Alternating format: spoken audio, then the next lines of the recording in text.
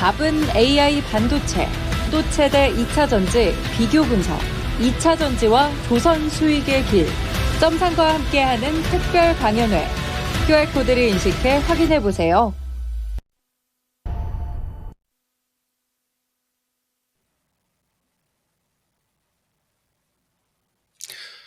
네, 안녕하십니까. 이재필입니다.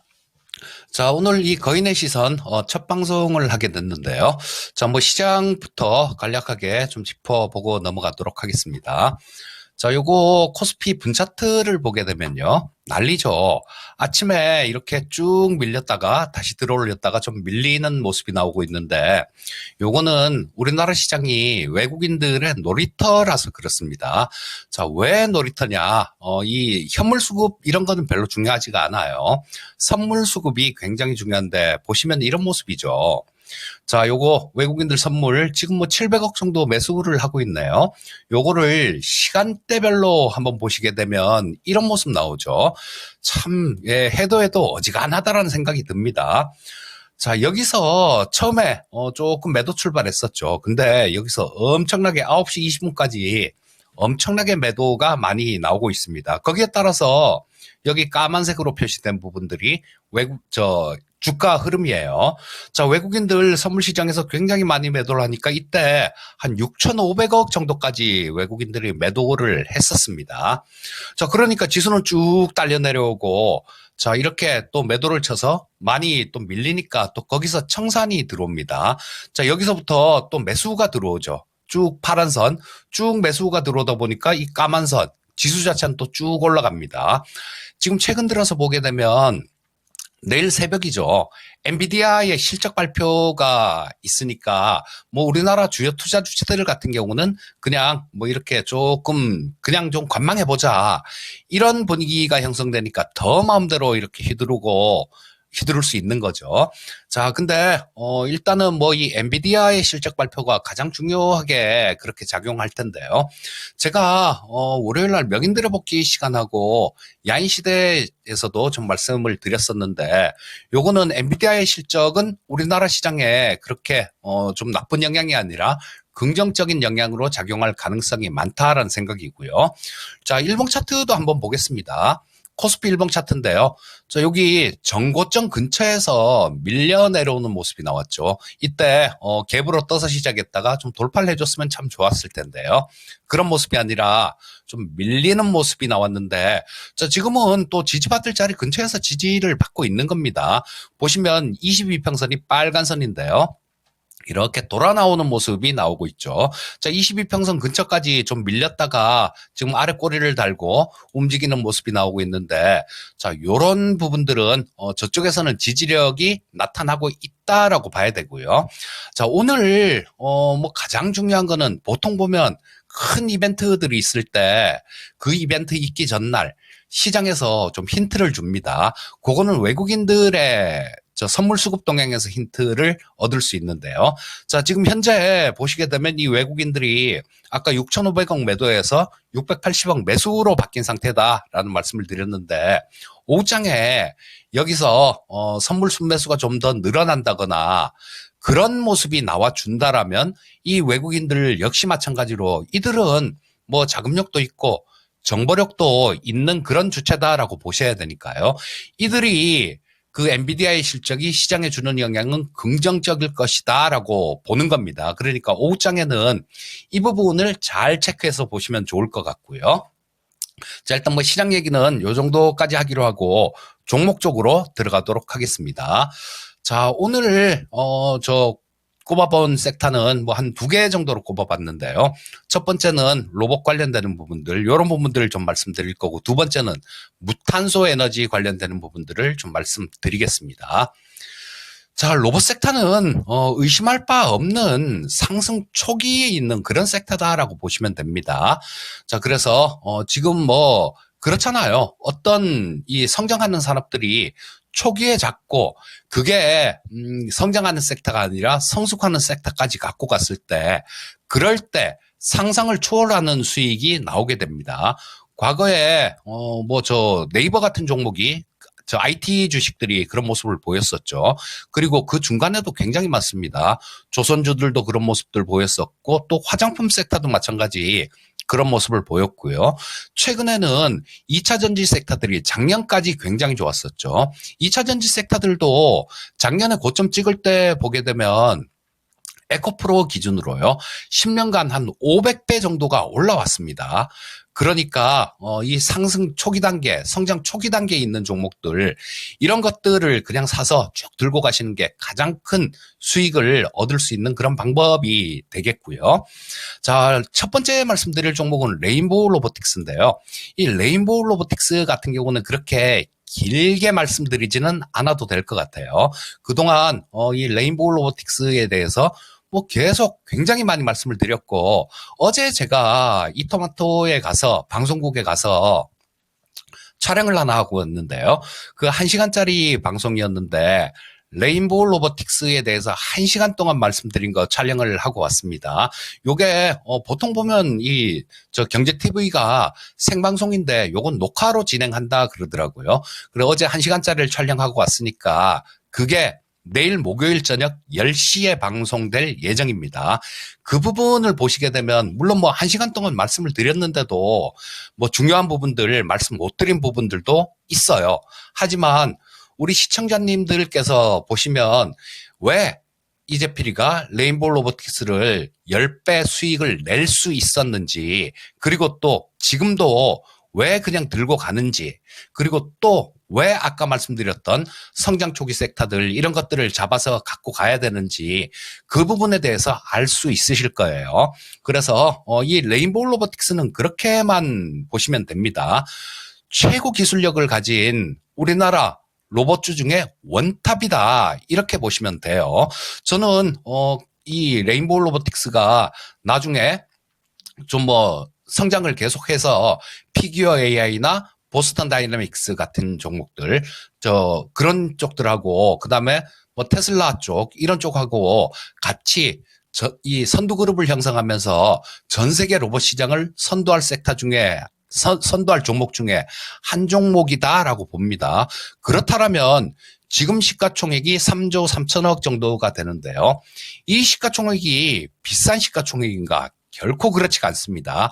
이 부분은 우리 시청자님들 내일 저녁 10시에 토마토 TV를 보시면 굉장히 자세하게 알 수 있으시니까요. 그 부분 참고하시기 바라겠고요. 자, 로봇주 또 하나 좀 말씀드리면 로보라는 종목이 뭐 엄청나게 급등을 했죠.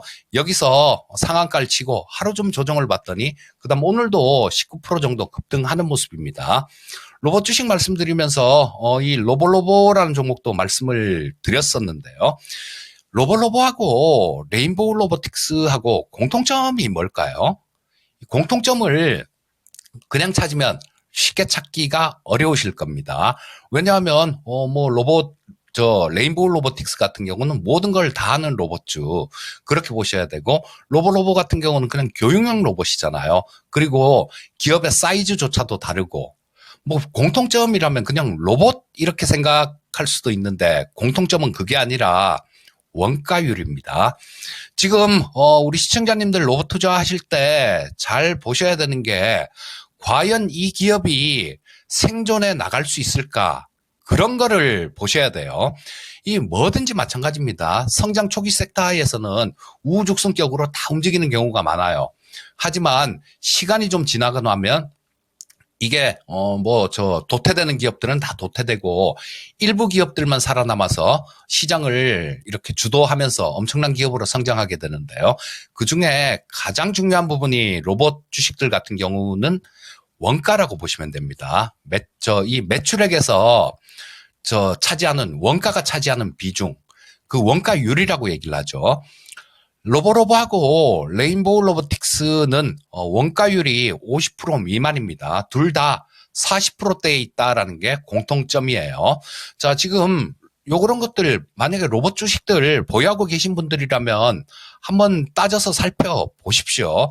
이런 노력도 안 하고 주식시장에서 큰 돈을 벌려고 하면 그거는 안 되는 거죠. 최소한 내가 갖고 있는 종목이다라면 어떤 로봇주를 갖고 계신다라면 자, 이게 원가율은 낮으면 낮을수록 좋은 겁니다. 왜냐하면 제품을 만드는데 그 필요한 원자재들 이런 것들을 사오는 데 들어가는 돈이에요. 즉, 그 물건을 만들 때 내가 얼마를 투입을 해서 이 물건을 만들 수 있느냐 그겁니다. 그러고 난 다음에 뭐 판매비와 관리비 뭐 이런 것들을 빼고 나면 영업이익이 나오게 되는데요. 성장 섹터 같은 경우는 원가율을 잘 봐야 됩니다. 둘 다 40% 미만이고 간략하게 좀 말씀을 드리면요. 지금 상장되어 있는 로봇 기업들 중에 가장 낮은 수준이에요. 그리고 제조업들 같은 경우도 원가율 40% 나오는 기업들 거의 없습니다. 그러니까 이런 부분 한번 잘 살펴보시고요. 뭐 내가 보유하고 있는 로봇 기업이 원가율이 90%가 나온다. 이렇게 되면요. 매출액이 엄청나게 많이 늘어야 이 기업은 조금 흑자를 내면서 정상화가 될 수 있는 기업이다라고 보시면 될 거고요. 만약에 원가율이 이렇게 40%나 이 정도 수준이 되는 기업이다라면 그거는 야 이거 매출액이 조금만 늘어도 이익이 굉장히 많이 늘겠는데 이렇게 보시면 됩니다. 로봇 같은 경우는 지금 쫓아가기는 좀 무리가 있죠. 아까 말씀드렸던 레인보우 로보틱스 같은 경우는 지금도 모아가야 되는 종목이고요. 자, 로봇은 좀 단기간에 너무 많이 오른 것 같습니다. 자, 요거도 지금 그런 부분들은 있어요. 우리 저출산 대책 관련되는 내용들이 나오지 않습니까? 로봇은 교육용 로봇을 만드는 기업이라서 그 교육용 로봇 관련되는 그러니까 이런 것들은 저출산 대책 뭐 이런 쪽으로도 좀 엮일 수 있는 그런 부분들이 있습니다. 지금은 뭐 AMD하고 협업 소식 때문에 상당히 크게 올라왔는데요. 자, 뭐 지금 이 로봇 같은 경우도 지금 쫓아가긴 무리고 뭐 좀 이렇게 조정 잘 받고 또 지지선 이렇게 구축하고 자리를 잡는 모습이 나온다라면 그때는 다시 한번 노려보시면 좋을 것 같고요. 로봇 같은 경우도 아까 말씀드렸던 그런 부분들을 기억하시면 될 것 같습니다. 원가율이 낮다라는 거. 자, 그 다음에 두 번째 말씀드릴 섹터는 무탄소 에너지 뭐 이렇게 한번 해봤습니다. 무탄소 에너지라는 여러 가지 종류가 있을 수 있겠죠. 뭐 태양광도 있을 수 있고 풍력도 있을 수 있고 그다음에 원전도 있을 수 있고 수소도 있을 수 있습니다. 자, 근데 뭐 풍력하고 태양광 같은 경우는 일단 뭐 얘기도 많이 이렇게 하시는 분들도 계실 거고 그다음에 저는 이쪽 신재생 에너지 쪽 같은 경우는 그 트럼프가 좀 마음에 걸려서 제가 이 신재생 에너지 쪽을 원래 굉장히 좋아했습니다. 근데 이 트럼프가 좀 마음에 걸려서 지금은 작년 여름 정도서부터는 잘 안 쳐다보고 있거든요. 근데 원전하고 수소 쪽 요런 쪽들은 관심을 좀 가져봐도 되는 거 아닌가 싶은 생각이 듭니다. 왜냐하면 정면 배치가 되지 않으니까 트럼프하고 저도 트럼프가 제발 좀 떨어졌으면 좋겠는데요. 이게 경합주에서 트럼프가 좀 우세하다 보니까 신경을 안 쓸 수가 없는 부분입니다. 자, 첫 번째 말씀드릴 종목은 두산 에너빌리티에 대해서 좀 말씀을 드릴 텐데요. 자, 이 두산 에너빌리티 같은 경우는 예전 상호는 두산중공업이었죠. 정확히 얘기하면 한국 중공업이었습니다. 그 과거에 2000년대 초에 한국중공업이었는데 요게 두산그룹으로 넘어가서 두산중공업이었었는데요. 뭐 한참 뭐 좋을 때도 있고 그랬었습니다. 근데 뭐 전 정부에서 굉장히 좀 안 좋았어요. 왜냐하면 전 정부 같은 경우는 원전을 조금 등한시하고 신재생 에너지를 강조하던 그런 상황이었으니까.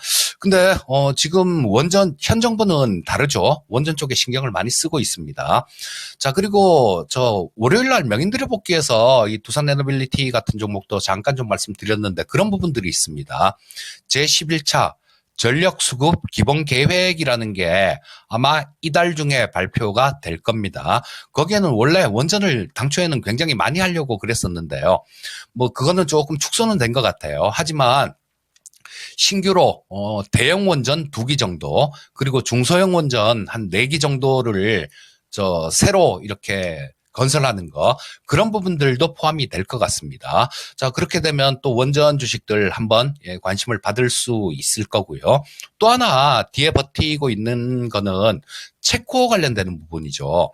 체코에 지금 원전 수주 를 우리나라하고 프랑스하고 2파전으로 진행되고 있는데요.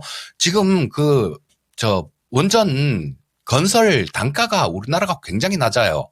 프랑스 같은 경우는 그 정도 규모로 하려면 10한 5, 6조 정도 그 정도로 보고 있는데 우리나라는 원가가 뭐 한 9조에서 10조 정도 그 정도로 우리나라가 건설을 할 수 있다라는 분석 자료들이 있어요. 자, 그러면 그 원전에 대해서 입찰서를 넣을 때 그때도 단가 측면에서는 우리나라가 훨씬 쌀 겁니다. 그리고 그렇다고 뭐 우리나라가 불량품을 만들어내는 그런 나라는 아니잖아요. 분명히 모든 면에서 그 체코 원전 같은 경우는 우리나라가 유리한 상황입니다. 하지만 마음에 드는 게 딱 하나가 마음에 좀 걸리는 부분이 있어요. 체코는 EU에 속해 있는 국가라는 거죠. 그리고 우리나라랑 이렇게 맞붙고 있는 데가 프랑스가 우리나라하고 2파전으로 경합하고 있는데요. 마크롱 대통령이 굉장히 유럽의 단합 이런 것들을 굉장히 막 강조를 하면서 로비도 막 이렇게 서슴지 않고 하고 그런 부분들이 있기 때문에 이게 7월 달에 결정될 예정입니다. 그래서 그 부분 때문에 한 가지 살짝 마음에 걸리는 부분이 있어요. 하지만 6월 달 중순, 하순 정도까지는 아마 우리나라가 유리하다 이런 얘기가 주류를 이룰 겁니다. 그렇게 되면 이 원전주들 같은 경우는 좀 더 움직일 수 있다라고 보셔야 될 거고요. 그 중심에 두산 에너빌리티가 있다라고 보시면 될 것 같습니다. 자, 이 두산 에너빌리티 같은 경우는 원자로 용기 같은 것들, 이런 것들 생산이 가능한 세계적인 원자력 업체다라고 보시면 돼요. 자, 그래서 첫 번째 좀 관심 갖고 볼 종목은 두산 에너빌리티라는 종목 좀 관심 갖고 보시면 될 것 같고요. 제가 추천을 드릴 때, 종목을 말씀을 드릴 때, 많이 올라서 못 잡을 정도, 그 정도의 종목들은 말씀드리지 않습니다. 항상 좀 바닥 기고 있거나 아니면 또, 좀 올랐다가 눌림목이 나오거나 그런 종목들을 말씀을 드리는데요. 자, 원전 관련해갖고 지난주가 아니라 이번 주 월요일이죠. 그저께. 그때 명인들의 복귀하고 야인 시대에서 추천드렸던 종목은 이 BHI라는 종목을 추천드렸었어요. 자, 요거는 그 원전 관련되는 원천 기술도 좀 보유하고 있는 그런 기업이고요. 이 BHI 같은 경우는 그 사용 후 핵연료 요런 것들 수송 저장 용기 같은 것들 요런 것들은 만들고 차폐 장치들 요런 것들도 개발하는 이력이 있는 그런 기업입니다. 무엇보다도 이 BHI를 말씀드린 이유는 그런 거였어요. 자, 여기 실적 장악감 보시게 되면 작년에 실적이 엄청나게 늘어나는 모습이었죠. 2023년도에 요거 보시게 되면 3,600억 정도 매출이 나왔고 전년 동기보다 한 10% 정도 올라오는 상황이었죠. 영업이익이 151억 정도가 나왔습니다. 이게 왜 이렇게 증가가 됐느냐? 과거에 우리 이집트에서 원전 수주한 게 있습니다. 그게 발주가 나오면서 거기에 대한 물량들이 발주가 나오면서 실적이 이렇게 좋아졌던 거예요. 자, 그리고 올해 같은 경우는 또 작년보다도 실적이 엄청나게 더 좋아질 것 같습니다. 자, 우리 체코 원전 같은 경우도 수주가 되게 되면 거기에 따라서 또 수혜가 있을 거고요. 만약에 이게 수주가 안 된다고 하더라도 다른 부분들이 있죠. 지금 3월 달부터 시작해갖고 수주를 엄청나게 많이 받았어요. 지금 보시게 되면 작년 매출액이 3,600억 정도입니다. 근데 3월 달부터 수주를 받은 게 3,200억 정도가 돼요. 자, 그러면 작년에 육박하는 지금 3, 4, 5 그것도 3월 말부터니까요. 세 달이 채 안 되는 기간 동안 3,200억 정도 새로 신규 수주를 받았다라는 얘기입니다. 그럼 이거 올해 실적 어떻겠습니까? 내년 실적 어떻겠어요? 굉장히 좋아질 겁니다. 자, 그리고 1분기 실적도 마찬가지 한 35억 정도 영업이익 흑자가 났으니까요. 이런 부분들이 올해 실적 좋을 것이다라는 거, 그런 부분들을 뒷받침해 주는 부분이 되겠죠. 이 종목도 마찬가지 월요일 날 저 추천을 드리면서 그런 얘기를 말씀을 드렸었어요. 원전 관련되는 이런 부분들, 지금 원전 5년 뒤에 이 AI 데이터 센터, 거기 수요를 충당을 하려면 원전이 53기 정도가 필요하다라는 그런 그런 뉴스들이 나왔죠. 그럴 겁니다. 그리고 빅테크 기업들 쪽에서는, 야, 우리도 그 데이터 센터 옆에다가 소형 원전 요런 것들 설치해 갖고 그걸로 전기 써야 되는 거 아니야? 그런 얘기들까지 하고 있습니다. 그리고 실행에 옮기려고도 계획을 하고 있어요. 자, 뭐 원전 쪽들 관심 갖고 보시고, 그렇다고 아무것도 없는데 주가만 이렇게 왔다 갔다 하는 그런 종목을 보셔서는 안 되죠. 실적들 이런 것들 꼭 보셔야 됩니다. 제가 추천하는 프로를 딱 하나 출연해요. 그게 야인시대인데 작년 4월 달부터 했는데 거기서 100% 수익을 넘긴 종목이 7종목입니다. 뭐 90%, 80% 이런 것까지 다 합치면 굉장히 많아요. 7종목이 나왔는데 그 종목들이 다 공통점이 올랐을 때 말씀드린 게 아니라 바닥을 기거나 눌러줄 때, 그럴 때 말씀드린 겁니다.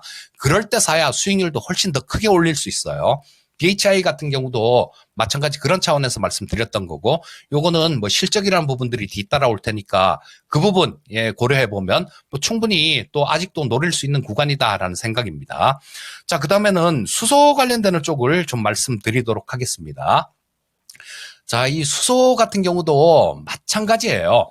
자, 이거 뭐 오늘 현대차 쪽에서 그 미국에 저 엑스포가 있었죠. 청정수소 엑스포가 있었는데 그쪽에서 뭐 운송 관련해서 밸류체인들 이런 것들을 사업을 본격화하겠다라는 뉴스가 있었습니다. 그리고 엑셀런스 수소 전기 트럭을 뭐 여기 상품성을 개선한 건데요. 자, 요거를 컨셉트 모델을 공개했다라는 그런 뉴스가 있었습니다. 요런 부분들 때문에 상당히 강한 모습이고요. 또 수소 관련되는 뉴스들이 심심찮게 나왔습니다. 어제는 어떤 뉴스가 있었나요? 호주 쪽에 청정 수소 프로젝트를 하는데 우리나라가 거기에 핵심으로 참여할 것이다. 그 규모는 구체적으로 나오진 않았지만 수조 규모가 될 것이다. 이런 뉴스가 어제 또 있었습니다. 그리고 심심찮게 나왔어요. 그리고 수소 관련주들을 보시면요. 그때가 언제입니까? 2021년도 정도 그때 한번 부각이 되고 그다음부터 계속 부각 자체가 안 됐었어요. 자, 그렇기 때문에 이 수소 같은 경우는 지금 뭐 단기간에 이렇게 원래 가는 쪽이라고 하더라도 단기간에 한번 시세 확 주고 한번 눌렀다가 다시 시세를 이렇게 뽑는 경우가 대부분입니다. 자, 뭐 오늘은 이 수소 쪽이 너무 난리를 치니까요. 종목별로 접근을 해봐야 되겠죠. 첫 번째 말씀드릴 종목은 자, 이 상하프론테크인데요. 요것도 야인시대 종목 상담을 드리면서 제가 시청자님들 종목 상담 의뢰해 오신 시청자님 한 분을 굉장히 크게 칭찬을 해드린 분이 한 분 계셨어요. 그때 상하프론테크를 문의를 해주셨는데 그분한테는 어떻게까지 말씀드렸냐면요. 이분 같이 하면 돈 진짜로 많이 벌 수 있습니다. 이런 말씀을 드렸는데 그때 이분이 이 상하프론테크를 매수해서 한 가격이 21,100원 정도로 기억합니다. 자, 그분한테 뭐라고 말씀드렸냐면 이럴 때 아무도 관심 안 가질 때 이럴 때 주식을 사야 됩니다. 그리고 모멘텀이 발생될 때 그때까지 기다리면 돈 무조건 법니다. 이분은 크게 버실 수 있는 분이에요 라고 말씀을 드렸는데요. 그 종목이 상하프론테크였어요. 이 상하프론테크는 어떤 걸 하는 회사냐면요. 수소연료전지에서 핵심이 되는 이 소재가 있죠. 그게 멤브레인 막인데요. 그거를 세계에서 두 번째로 개발한 기업입니다. 그래서 상당히 기술력이 높은 기술력을 요해요. 자, 그리고 엄청나게 이렇게 기다가 좀 올라오는 초기 국면이니까 이런 종목들, 상하프론테크 같은 종목들 잘 노려보시면 좋을 것 같고요. 상하프론테크 같은 경우는 그런 겁니다. 연료전지에 들어가는 거고 또 하나 말씀드릴 거. 효성첨단 소재 같은 종목들, 이런 종목들도 노려봐야죠. 급등한 종목들, 이런 종목들 쫓아가면 고생합니다. 실적도 보면서 노려야 돼요. 자, 이 효성첨단 소재는 실적하고 같이 노려볼 수 있는 종목이죠. 수소경제의 핵심은 뭐가 됩니까? 탄소 섬유예요. 수소는 이 금속 경기에 못 담습니다. 이게 좀 굉장히 막 왔다 갔다 하고 침투성도 빠르기 때문에 금속 경기에 담으면 폭발해요. 그게 2018년도에 강릉에서 폭발을 했지 않습니까? 자, 그래서 이 탄소 섬유를 써야 되는데요. 탄소 섬유는 자동차에 용기도 들어가고 운송할 때, 그럴 때도 탄소 섬유를 다 써야 됩니다. 효성 첨단 소재 같은 경우는 바로 그 탄소 소재를 우리나라에서 유일하게 만드는 기업이에요. 그리고 지금 캐파 증설도 많이 되고 있습니다. 자, 요게 시가총액이 지금 1조 7천억 정도 되는 기업인데요. 실적 보시게 되면 작년 영업이익이 1조 7천억이었습니다. 올해 한 2조 7, 작년 영업이익이 1,700억이었고 올해 한 2,700억 정도가 예상되고 있는데요. 자, 실적 보시면 계속 떨어지기만 하던 실적이었어요. 자, 여기서도 계속 떨어졌는데 올해 1분기에 턴을 했죠. 자, 1분기에 한 637억 정도 영업이익 나면서 실적이 좋아졌다라는 겁니다. 그러니까 선별적으로 이런 종목 같은 경우는 충분히 노려보셔도 될 것 같습니다. 자, 섹터 요 정도까지 하고요. 자, 거인의 시선이죠, 이제는. 시장을 좀 봐드리는 시간. 엔비디아 오늘 저녁에 실적 발표했죠. 결과적으로 말씀드리면 긍정적인 영향이 예상됩니다. 그러니까 시장 때문에 너무 위축되지 마시고요. 한 가지 더 확신을 하시려면 아까 말씀드렸던 오후장의 외국인들 선물 매매 동향을 보시면 될 것 같고요. 자, 여러분들 오늘 하루 종일 아까부터 계속 말씀드린 얘기가 뭡니까? 올라간 거 쫓아가지 마시고 이제 올라갈 종목을 찾으시란 얘기예요. 벌써 필 받은 종목, 이런 종목이 아니라 이제 필 받을 종목, 이제 필이요. 이제 필 받을 종목을 찾는 노력이 필요합니다. 그게 초보라서 많이 힘드신 분들 같은 경우는 뭐 야인시대 같은 데서 좋은 종목들 많이 추천을 드렸고 또 그렇게 하고 있으니까 그 부분 참고하셔도 되고요. 자, 요런 쪽들 관심 있게 보시면 될 것 같습니다.